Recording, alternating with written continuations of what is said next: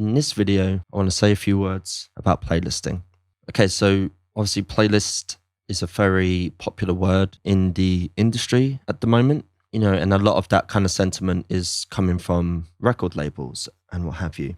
However, when it comes to playlists, there's a bunch of things that I reckon that you need to know before you consider investing heavily in them. So first of all, the way that people consume playlists is very passive, meaning that they open a playlist, whether that be one that Spotify's editorial team curated, whether that be their friend or something that they created or an independent third party created, or whether it be an algorithmic playlist like Release Radar or Daily Mix or what have you. The way that people consume playlists is very passive. Okay, so when they're consuming the playlist and they're not necessarily actively consuming the artists inside that playlist.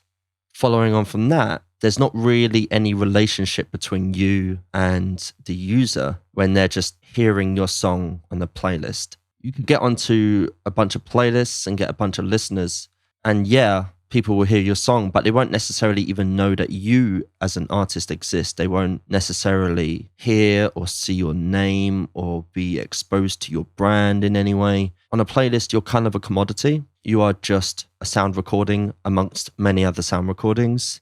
And there's just not really a relationship between you and the user on that platform. Also, playlists tend to be very transient. Okay, so some playlists are updated weekly, some playlists are updated monthly.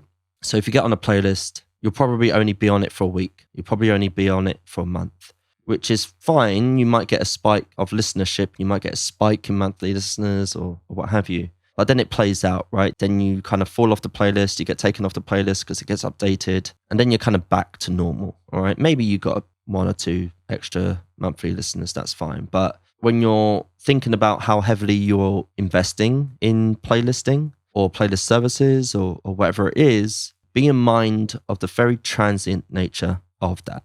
And there's little money, right? So we all know that at least on a per stream basis, there's not a lot of money in it and there's no relationship. So in terms of business value, it's like not really high. It's not like something that's necessarily going to yield or return you in the long term in a way that makes business sense, right? So there's something to bear in mind as well. Like, because on a per stream basis, you can look this up, but you're not going to make a lot of money. However, playlists are cool. People do like playlists.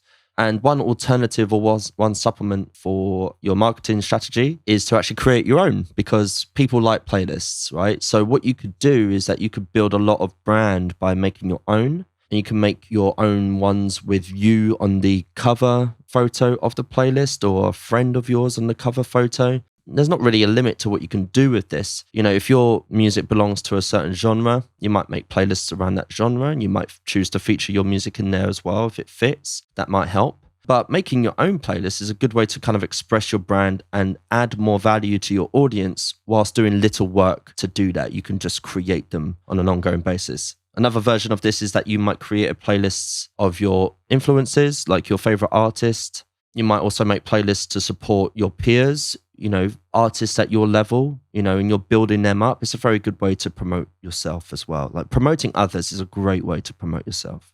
And again, like I just said, curating other people's music is a very valuable thing to do for your audience, because in the age of infinite content, the curation of that content has become more valuable. So becoming a bit of a curator and adding that value to your audience, and especially if it's promoting your friends as well, that's a really good thing to do. And it's just a win-win-win kind of situation.